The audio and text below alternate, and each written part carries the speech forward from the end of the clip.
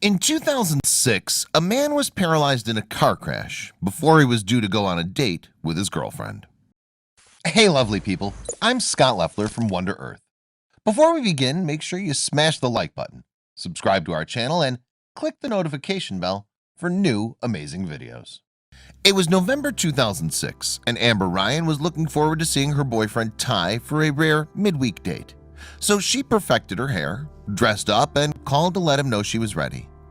But Ty wasn't the one who answered the phone, and the person on the other end had some terrible news. Amber from Westphalia, Texas, lived her life like any other typical high school girl. She went to classes and, early in 2006, had started dating a boy who lived close by, called Ty Ryan.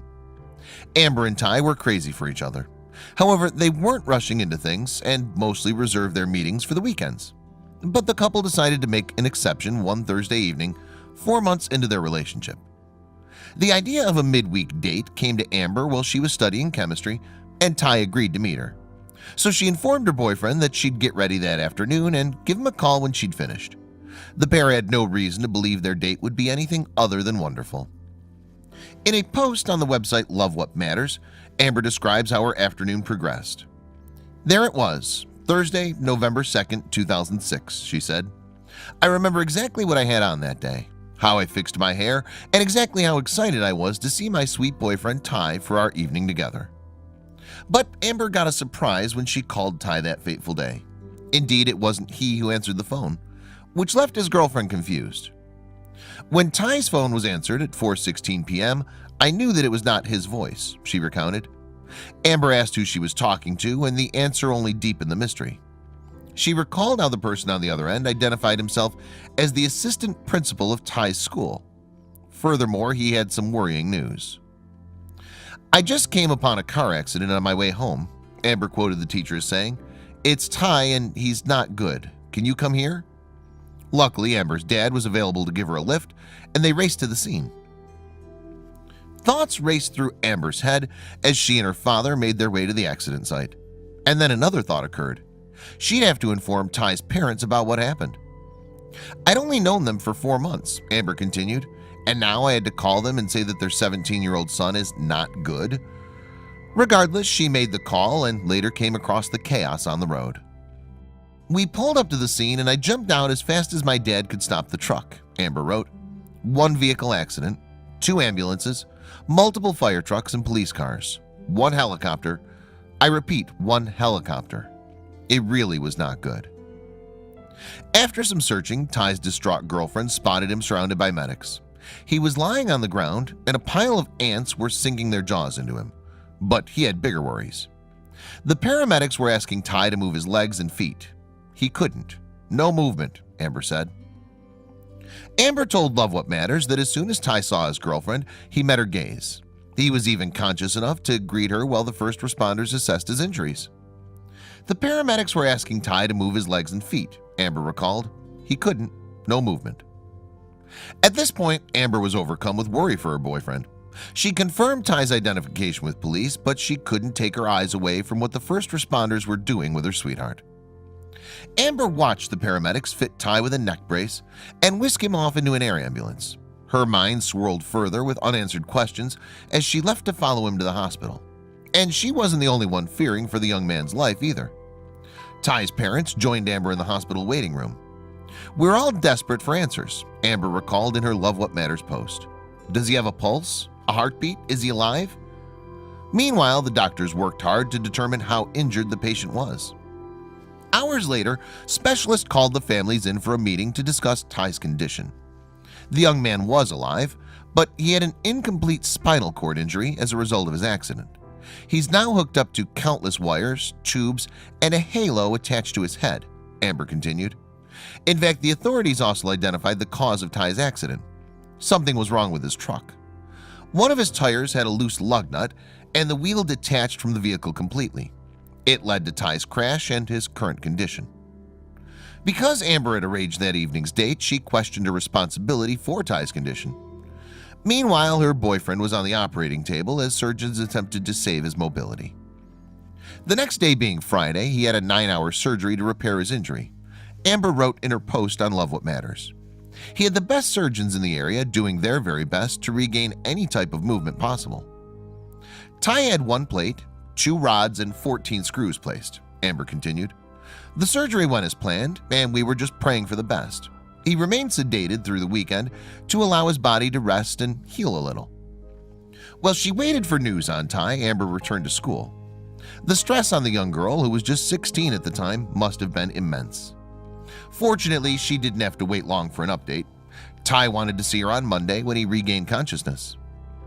My heart had never been so happy, Amber wrote. Wait, is this really what it feels like to be in love with someone? I made it to his ICU unit and locked eyes with him. He was smiling while I could not control my tears. Amber continued, his face and hair still had dirt mixed with some dried blood on it, and he'd not brushed his teeth in 4 days, but I kissed him anyway. It was in that moment that I truly knew I loved him and was really in love with him.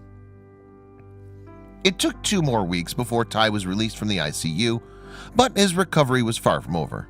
Indeed, Amber's boyfriend remained in inpatient care for around 6 weeks. Yet, despite his injuries, Ty didn't let his studies slip and continued high school education from the hospital. Throughout Ty's ordeal, Amber continued their weekend reunions. Without fail, we spent every moment together that we could, no matter the distance. She added, as the years went on, we learned more about living Ty's new normal in a wheelchair. There was still no movement or feeling below his chest. Amber added, he now does not use the restroom the same as you and I. He has to take routine medicine, and he now needs help with getting in and out of cars. However, Ty's girlfriend also said that what the accident didn't touch was his wonderful personality. She added, what's not changed is the caring, patient, and loving person that Ty is. How did I get so lucky? From there, that love only continued to grow. The pair continued their lives together through college until Ty proposed in 2009. And 2 years later, Amber married her high school sweetheart. After a hometown ceremony with 1,100 guests invited, Ty's girlfriend became his wife. But Ty and Amber didn't stop at marriage. Indeed, they desired the whole family experience. With that in mind, they started trying for children. However, after 8 months with no success, Amber feared there was an obstacle to their conception. Sure enough, Amber's instinct was correct, but it had nothing to do with Ty's accident. After numerous tests on both of us, they found out it was me, she wrote. My body's the reason we're not conceiving a precious baby. I was diagnosed with polycystic ovarian syndrome. Although Amber and Ty tried many different medical solutions to combat the condition, they were all fruitless. Consequently, the couple decided to fall back on an option they'd considered in the past, adoption. And an agency in Texas later accepted their application in December 2015. Each month would pass and we'd continue to be a little more anxious, Amber recounted. Haven't we waited for a baby long enough over the years? Our hearts would sink every time the adoption agency would call. Then one day, the couple's patience was rewarded. Amber said, we finally received the call after 7 months. A precious birth mom chose us to love and parent her baby. What a gift! The future parents met with their benefactors several times before the baby's October 2016 birth. Both Amber and Ty were present when the adopted child came into the world. He was given the name Tucker, and after a 2-day hospital stay, he was officially theirs. Yet despite the couple's joy, their parting from the baby's birth mother was bittersweet. Amber was so touched by the generosity of Tucker's biological mommy, she found it hard to say goodbye. But that wasn't the last the couple saw of her. Still to this day, we have contact with his birth mom and speak with her weekly, Amber wrote. And the joy of having Tucker made Amber and Ty consider having more children. It was a topic they'd discussed after the infant's first birthday. We decided in January that we'd see our infertility specialist and see if there was anything new since we last saw him a couple years ago, she said. To our surprise, the infertility specialist were offering a new procedure, and after an ultrasound, they confirmed I was a candidate. Even so, at first, it didn't look like Amber's body could provide enough eggs to make the process work. However, a different specialist later confirmed the contrary. Here I am now 8 months pregnant with a baby boy that's due in December, Amber said. Is our life perfect? No way, far from it. But at the end of the day, we're healthy, grateful, and loved. What more can you ask for? In November 2018, Amber proudly posted a picture of herself on social media showing her baby shower. It's been an incredible journey of triumph over adversity for both herself and Ty, but their love has endured, and hopefully the future holds nothing but the best for them.